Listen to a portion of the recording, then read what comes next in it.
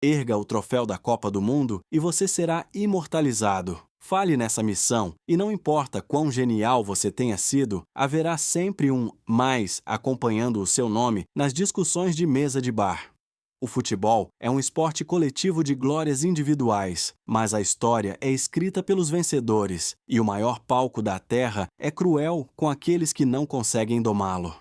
Ao longo de quase um século de mundiais, vimos lendas serem forjadas no fogo da vitória, mas também testemunhamos gênios absolutos que, por capricho do destino, má sorte ou simplesmente por terem nascido no lugar errado na hora errada, encerraram suas carreiras com um vazio na prateleira de troféus.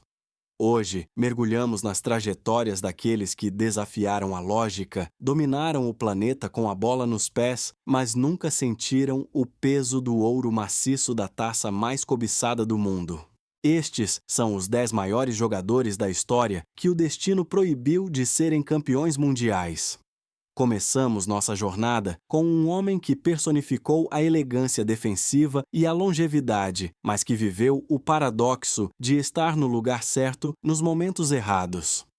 Paolo Maldini é para muitos o maior lateral esquerdo e um dos 3 maiores zagueiros de todos os tempos.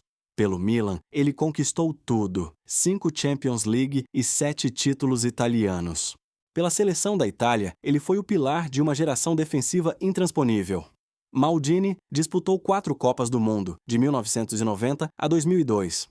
Em 1990, em casa, caiu nas semifinais. Em 1994, chegou à final, perdendo nos pênaltis para o Brasil em uma tarde escaldante em Pasadena. Em 1998 e 2002, eliminações traumáticas contra França e Coreia do Sul. A ironia mais amarga da carreira de Maldini é que ele se aposentou da seleção em 2002. Apenas 4 anos depois, em 2006, a Itália se sagraria tetracampeã mundial na Alemanha. O capitão eterno observou de longe enquanto seus antigos companheiros erguiam a taça que ele perseguiu por 16 anos. Sua grandeza é inquestionável, mas a ausência desse título é uma cicatriz profunda na história da esquadra azurra. Avançamos para o talento puro que muitas vezes foi ofuscado pelo próprio brilho rebelde. George Best é frequentemente citado como o maior jogador britânico da história. Maradona good, Pelé better, George Best, dizia o ditado popular em Belfast. No Manchester United, ele foi um fenômeno, vencendo a Bola de Ouro e a Copa dos Campeões Europeus em 1968. No entanto, Best nasceu na Irlanda do Norte, uma nação pequena que raramente conseguia se classificar para os grandes palcos. O auge de Best coincidiu com uma fase de entre-safra de sua seleção, e seu estilo de vida autodestrutivo fora de campo encurtou sua permanência no mais alto nível. Ele nunca disputou uma única partida de Copa do Mundo. Ver um talento tão transcendental, capaz de driblar times inteiros, ser privado do maior palco do futebol, é uma das grandes tragédias esportivas do século XX. Best provou que você pode ser o melhor do mundo sem nunca ter precisado carimbar o passaporte em um mundial, mas o mundo nunca saberá do que ele seria capaz sob a pressão de uma final de Copa. Se falamos de injustiça histórica, o nome de Alfredo Di Stéfano surge como uma anomalia estatística. A flecha loira é a figura central que transformou o Real Madrid na maior potência do planeta nos anos 50, conquistando 5 Copas da Europa consecutivas. Ele era o jogador total antes do conceito existir. Defendia, armava e finalizava com a mesma maestria. Di Stéfano teve a proeza de representar 3 seleções diferentes: Argentina, Colômbia e Espanha. No entanto, uma série de infortúnios o impediu de brilhar no Mundial. Em 1950 e 1954, a Argentina se recusou a participar por questões políticas. Quando se naturalizou espanhol, a Espanha não se classificou para 1958. Em 1962, já veterano, ele finalmente viajou para a Copa no Chile, mas uma lesão muscular de última hora o impediu de entrar em campo. Di Stéfano é amplamente considerado um dos 5 maiores de todos os tempos, ao lado de Pelé, Maradona, Messi e Cruyff, mas é o único dessa lista de elite que nunca marcou um gol. ou sequer jogou 1 minuto no torneio que define os imortais. Descendo para o terreno das lembranças mais dolorosas para o torcedor brasileiro, encontramos Arthur Antunes Coimbra, o Zico. O Galinho de Quintino foi o expoente máximo daquela que é considerada por muitos a melhor seleção que nunca venceu uma Copa, o Brasil de 1982. Zico era um camisa 10 clássico, com uma visão de jogo periférica e uma precisão cirúrgica em cobranças de falta. Ele disputou 3 Copas, 1978, 1982 e 1986. Em 82, na Espanha, o Brasil encantou o planeta com um futebol arte que parecia destinado ao título, até cruzar o caminho de Paolo Rossi no estádio de Sarriá. Aquela derrota por 3-2 para a Itália é o maior trauma coletivo da história do futebol brasileiro depois do Maracanazo. Em 1986, atormentado por lesões no joelho, Zico ainda entrou em campo contra a França nas quartas de final, mas desperdiçou um pênalti no tempo normal que poderia ter mudado o destino daquela geração. Zico saiu de cena sem a taça, mas com o respeito universal de quem tratou a bola com o maior carinho possível, provando que a beleza do jogo nem sempre é recompensada com o resultado final. A história do futebol húngaro dos anos 50 é uma ode à inovação e uma lição sobre a crueldade do esporte, e seu rosto era Ferenc Puskás. O Major Galopante era o líder dos Magiares Mágicos, uma seleção que ficou 4 anos invicta e chegou à Copa de 1954 na Suíça como a favorita absoluta. Eles haviam humilhado a Inglaterra em Wembley e atropelado todos os adversários no Mundial. Na final contra a Alemanha Ocidental, a Hungria abriu 2-0 em 8 minutos, com Puskás marcando o primeiro. O que se seguiu foi o Milagre de Berna, uma virada alemã sob condições climáticas adversas que tirou da Hungria o título que já parecia ganho. Puskás ainda teve um gol de empate anulado nos minutos finais por um impedimento controverso. Ele foi um artilheiro implacável, com uma perna esquerda que parecia ter a precisão de um laser. Mas o destino quis que o capitão da maior seleção de sua época terminasse sua trajetória internacional com uma medalha de prata, que para ele sempre teve gosto de derrota. Na França, antes da era Zidane e da era Mbappé, existiu o reinado de Michel Platini. O maestro do meio-campo francês foi o vencedor da Bola de Ouro por 3 anos consecutivos nos anos 80, um feito sem precedentes na época. Ele levou a França ao título da Eurocopa de 1984, com uma performance individual que permanece como uma das maiores da história do futebol. Porém, na Copa do Mundo, o muro alemão foi seu maior pesadelo. Platini chegou às semifinais em 1982 e 1986. Em 82, protagonizou a Noite de Sevilha, um dos jogos mais dramáticos da história, perdendo nos pênaltis para a Alemanha Ocidental após um empate eletrizante. Em 86, novamente a Alemanha barrou o sonho francês. Platini era a inteligência pura em campo, o arquiteto de jogadas impossíveis, mas sua elegância não foi suficiente para superar a eficiência física dos alemães nos momentos decisivos. Ele se retirou do futebol como o maior jogador francês até então, mas com a eterna lacuna do troféu da FIFA em sua galeria. A década de 90 foi marcada por um craque de rabo de cavalo e olhos que transmitiam uma melancolia profunda.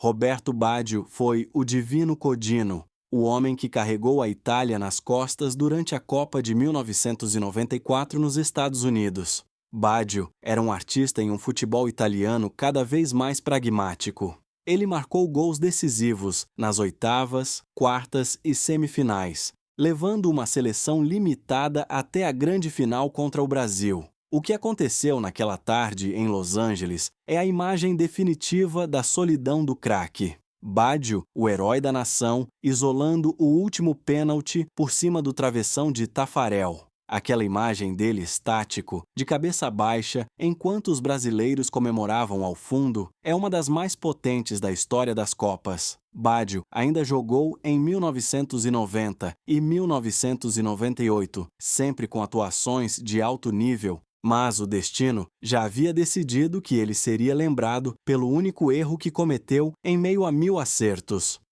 Sua genialidade merecia o mundo, mas o futebol, às vezes, prefere o drama à justiça.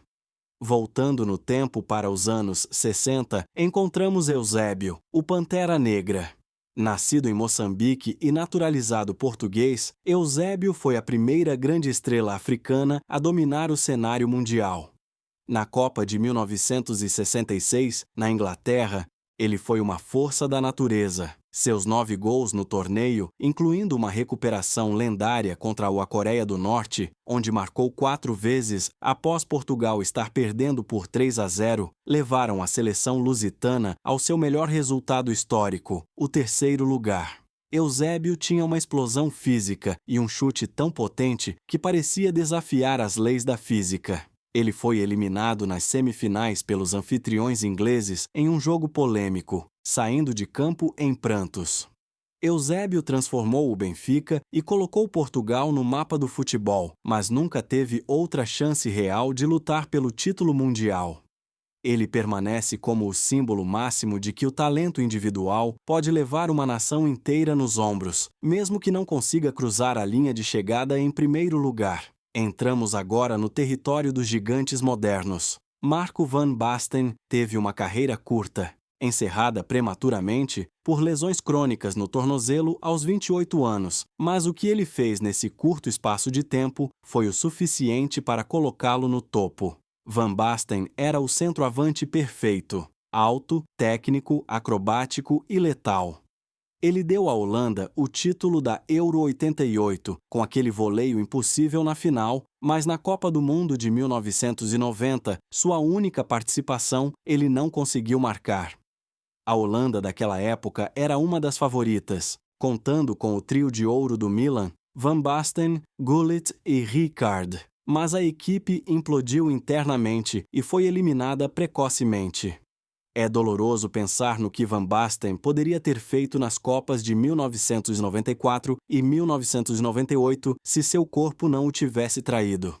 Ele é o maior exemplo de que a glória na Copa exige não apenas talento, mas também a sorte de ter uma saúde de ferro no momento exato em que a competição acontece. Chegamos ao topo desta lista com 2 nomes que definiram eras, mas que por caminhos diferentes enfrentaram o tabu da Copa. O primeiro é Johan Cruyff.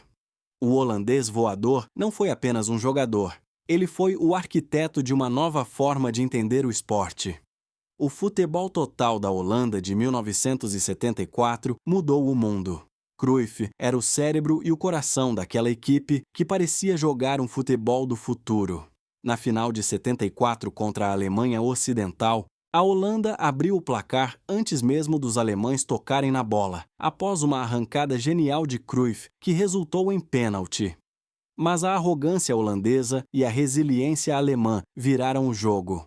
Cruyff, por razões pessoais e de protesto político, decidiu não disputar a Copa de 1968, onde a Holanda novamente foi vice-campeã. Sua influência no futebol é maior do que a de muitos campeões mundiais. Mas o fato de ele nunca ter erguido a taça permanece como o maior e se da história das Copas. Ele provou que você pode perder a final e ainda assim ser o dono da Copa. Não podemos encerrar sem mencionar Cristiano Ronaldo. Durante quase 2 décadas, ele e Messi travaram a maior disputa individual da história do esporte.